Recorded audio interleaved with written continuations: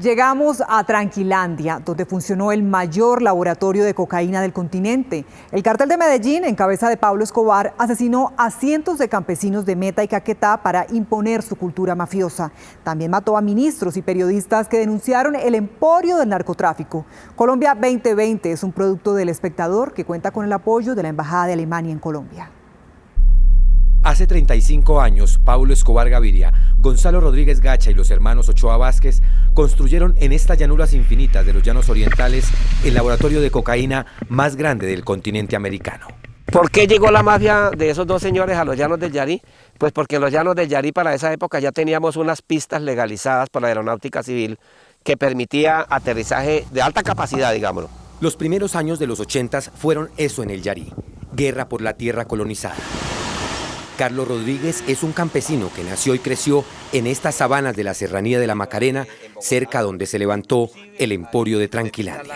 Resulta que muy rapidito, por ahí hacia el 80, 81, llegó Pablo Escobar y Gonzalo Rodríguez Gacha, y Gonzalo Rodríguez se instala en el Hato México y Pablo se instala en donde es el recreo, el Hato del Recreo. Los departamentos de Guaviare, Caquetá y Meta compartían los laboratorios de Escobar, Gacha y los hermanos Ochoa. El Recreo y México eran dos haciendas con pistas clandestinas que hacían parte de ese complejo de laboratorios en los llanos del Yarí.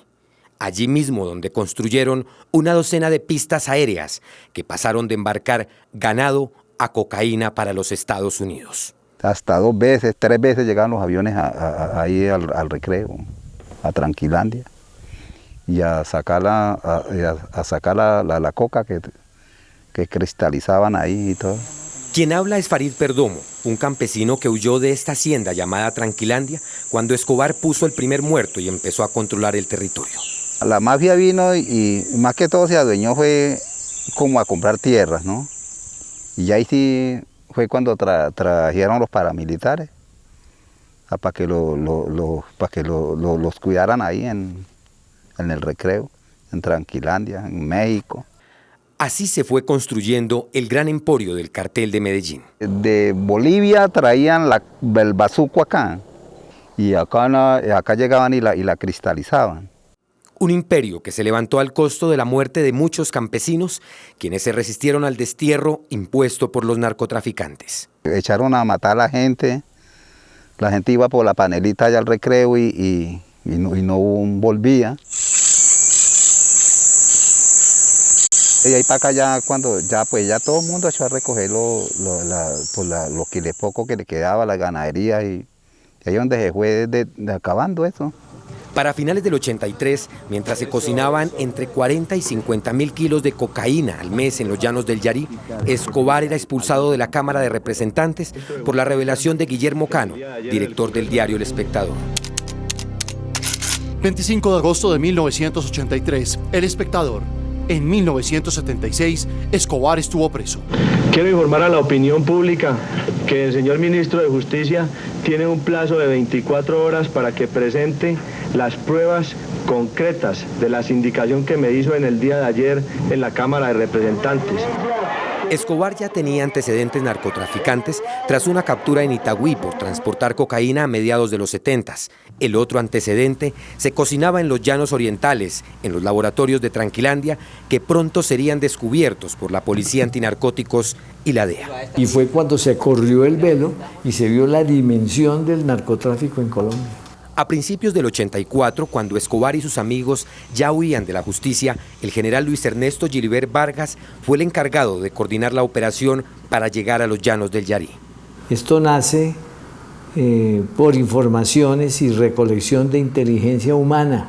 Él era el segundo después del inmolado Jaime Ramírez Gómez, el comandante antinarcóticos que se convirtió en el verdugo de los narcotraficantes. Se comentaba en el medio que había un sitio que siempre estaba nublado y que era un gran aeropuerto donde se procesaba la cocaína, pero nadie sabía exactamente dónde estaba. A las 5 de la mañana del 7 de marzo de 1984, 40 policías de antinarcóticos partieron desde Bogotá hacia San José del Guaviare, donde embarcaron más hombres para llegar a las sabanas del Yarí. El lugar que los esperaba era inhóspito y desconocido. Encontramos un grupo de hombres vestidos de caqui con una pañoleta roja que nos hizo frente.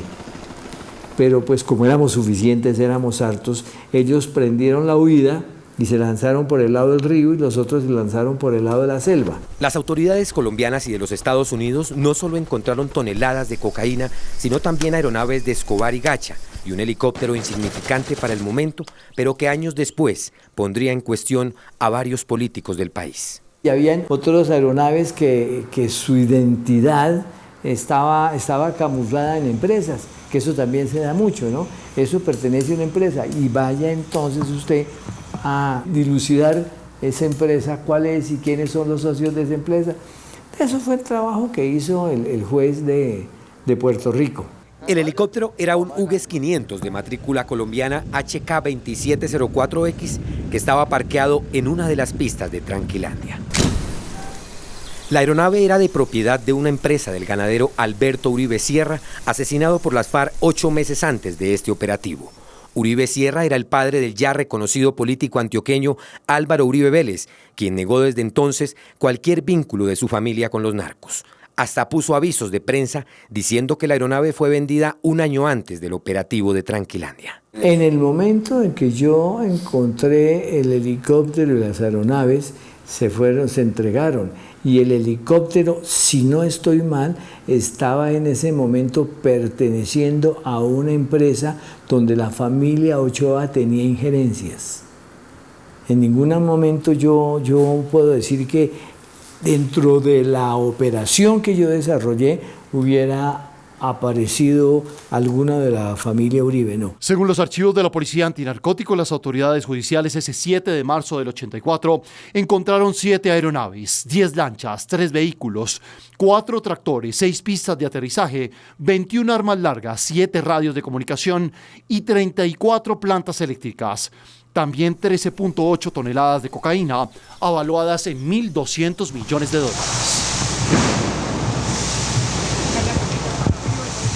Tras el descubrimiento y destrucción de Tranquilandia, Escobar y sus amigos también asesinaron al ministro de Justicia Rodrigo Lara Bonilla, al director del diario El Espectador Guillermo Cano, quienes derrumbaron el emporio del cartel de Medellín en los llanos del Yarí e iniciaron la guerra contra el narcotráfico en Colombia.